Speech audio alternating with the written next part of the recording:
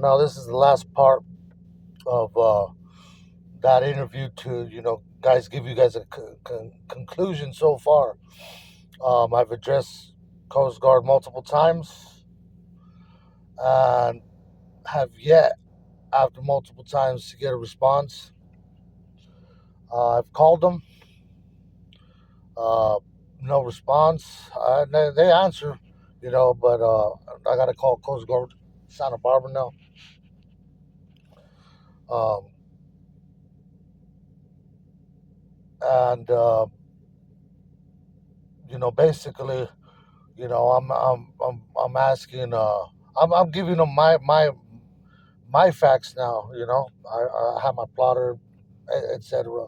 Um, that I did orientate them. That no low visibility is not it's irrelevant because the radar was functional, um, and the plotter.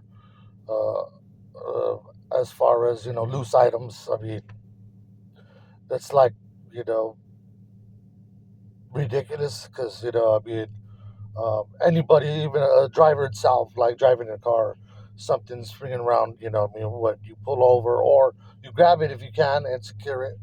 It's just irrelevant.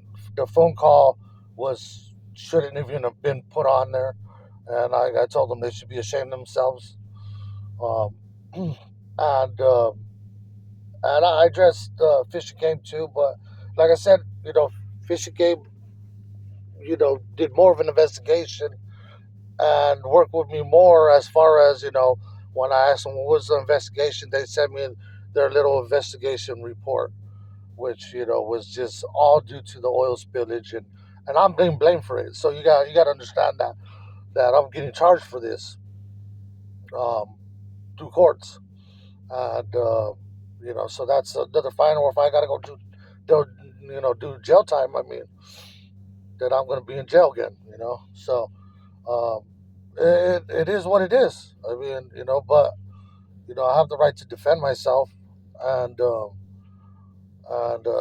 mean, hey, I got to go back for for that wreck. And there's misdemeanors. I don't know, but I can't pay it. I can't pay the fine. I mean, I did everything in my power to make sure there was no pollution. And I mean, you could look them up in Santa Barbara. Look up the charges. So I'm not lying about it, and I'm not pointing the finger at nobody. So, I mean, I didn't even know you could get charged for something like this. I mean, like, well, strip down naked again, huh? But that's that's you know what's been concluded. And like I said, the surrounding circumstances, you know, prior to that I did try to work with these guys. I gave them the opportunity to fix it, and they did not fix it. They kept harassing me. They did whatever they could. They made you know some of the one of the contracts, or there was actually a talk amongst us that and then they put it on paper, and once I signed it out of respect, and once I looked at it, I was like, this is not what we talked about. I want this reforged, and then this dude just smiled at me like culpability, like culpability. Like, this dude thought I was stupid. He allowed me, he allowed another owner to defame me, slander me. This dude was openly, talking about me. I got messages, I got paperwork. I have paperwork on this man, lying that I was living on the boat, that he was there on occasion, and to witness this. He's a liar. And I got this on paperwork, and the office personnel know. Everybody actually knows. You know what I mean? I was living on my boat. I got kicked out of my house. I got pictures of my kids sleeping on the boat with me. You know what I mean? Like this is this is how much of a lie they had to go to. And like I said, it's all relevant to the wreck because I mean these guys. I mean, just do your homework. Do your homework. And like I said, it's all business.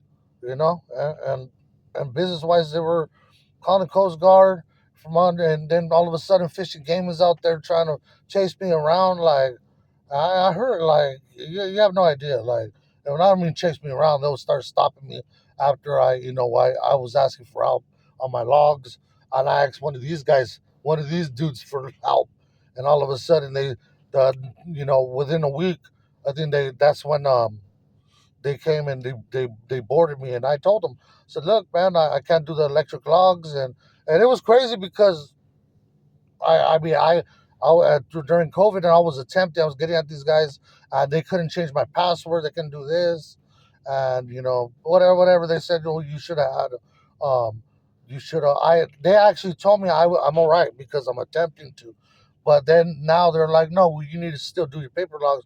I'm like, well, fuck, like nobody told me I'm a brand new owner. I'm like, I talked to these people and they said you're okay, and I end up getting charged for it. I got charged for it, and I beat it. I beat it out, after given the opportunity with the right equipment, with paper logs and electric logs. Then once I had the opportunity as I asked for, um, I did it, and I beat it. So, it was pretty like it was like set up to fail kind of deal. And and even when I went to the other landing, like one of the guys made a comment, said, you know, well, maybe he was trying to sell the boat. And people don't make comments out of coincidence like that. So I know he was trying to. That's why he was mad. He told me to take the boat out of bankruptcy, or I'm gonna come for it. Like that's what I was told, and that was the last conversation I ever had with him. I gave him the opportunity, like, hey, so you're gonna try to take my boat? And he was like, business is business. And I told him, like, oh, were you coming for mine? Well, I'm coming for yours.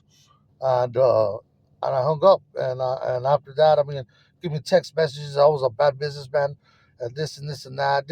Just trying to get in my head. Honestly, it was just like his false teeth. But to tell you the truth, I was the best businessman. I promoted them both. And they were mad because before I came along, they had customers. But then they forgot that they needed the customers. They needed the customers more than the customers needed them. So a lot of them started coming to me, and yeah, and that's their fault. I understood. This is what I understood. The passengers, without the passengers, you ain't nothing. If you ain't anything. I mean, they're the ones that pay your bills. They're the ones that book your trips. You know what I mean? And I showed my appreciation, and I fish hard. You know what I mean? And since they try to be old school, oh, don't post, and I was told multiple times they were mad. Posting and this and this and that. I wasn't posting the island all the time.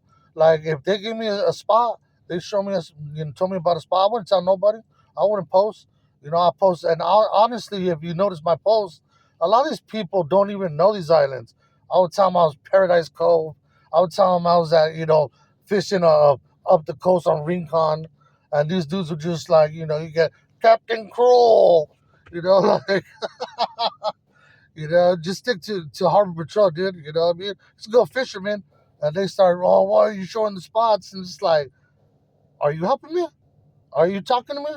Are you sharing the spots with me? No. If I want to show the spot I found, I'm gonna show it. I don't care. If I want that island in the background because it makes it look better, it makes it look nice, and it makes my customer look even better with that island, with that fish, or posting that fish, I'm gonna do it. So long as you just show me the spot, like, and these guys, like I said, it all goes hand in hand with this wreck. Everything does, because what I mean. Like I said, what was the reason for him to do it? Then you look in their background, and he knows all these dudes. Taking pictures with these, or taking, winning awards with these men. You know what I mean? So, they wanted to play with me. What I mean, I'm fighting for my business. That was my life. I mean, they can go call Coast Guard and do all this on me and just get away with it and walk away with it. I mean, man, how do you think I felt? They did that to me and singled me out and worked by myself. If maybe if I look different, I mean, I would have had an answer a long time ago. Maybe if I didn't come from, doing 11 years in prison, maybe it would have been a different outcome. You know what I mean? But I took care of my people more than most of those men. And like I said, they threw him to the dirt. They turned their back on him, and they talk shit about some of these men. Oh, we already got a lot of people, so we didn't answer their call. Play with me, dude. I took these men under because you didn't want them, and I treated them as good as I could. You know what I mean? And they liked it, and they came back, and I became friends with a lot of these men. You know, and they may not like it, like I said, but my career at this point, on the ocean is I mean, they did everything to destroy my career. So, I got to make a living, you know, just doing whatever I can. Trying to pay, put money on my bills. I'm still in debt. And people don't talk about was getting levied, during ownership. The bankruptcy was the only way out. You know what I mean? I didn't get no grants. These guys said it was hard on them, and they got grants. They got the loans. I didn't get shit. I couldn't qualify. When the first ones came around, they said I didn't own it for more longer than 3 months. I couldn't get it. You know what I mean? So I mean, everyone's looking at me like, oh, like I was a new owner. I didn't even know how to pay myself. You know what I mean? Was that excuse? You know what? It was all my fault. I shouldn't have bought it that soon. But I never knew if I'll get that opportunity again. And sometimes you only get one opportunity. And you know what? As when it came to the boat, I made the most out of it. But when I came to business, I didn't know what I was doing until I filed bankruptcy and I could breathe and I knew I wasn't losing my boat. I mean, imagine having a business for 3 years, thinking you're gonna lose it, fighting to lose it. Came one day from losing my boat because this man didn't want to work with me because I couldn't get insurance one day. And I called this man up and I'm like, man, I worked with you for 4 years. Like, work with me. I helped your boat. You know what I mean? Nobody liked your son. You know what I mean? He was lazy.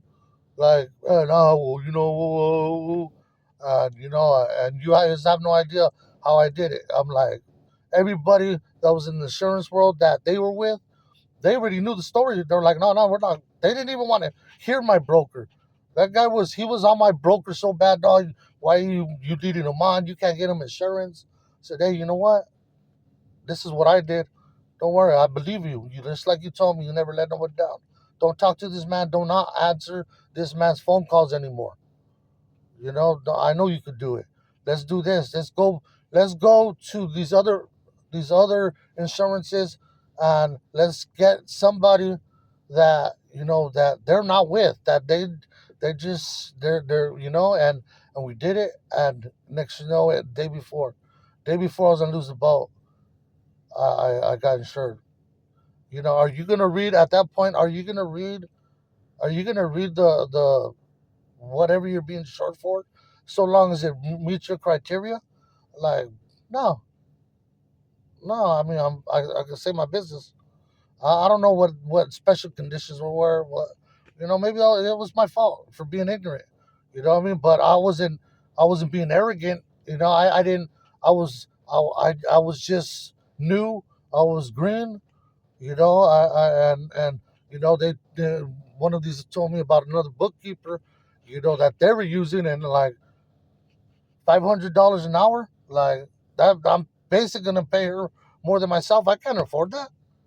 But like I said, I was dealing with all this, and the outcome. I think it reflects on this.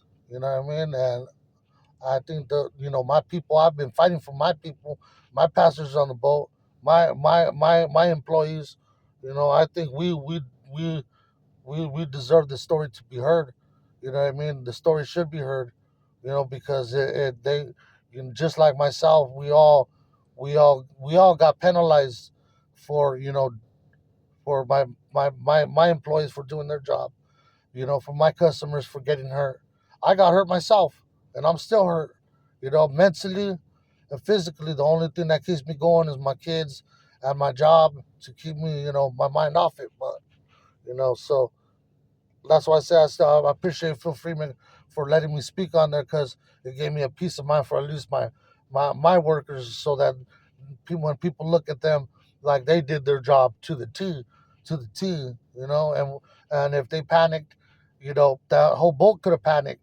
You know what I mean? And and I appreciate them for that because you have no idea how this changed our lives.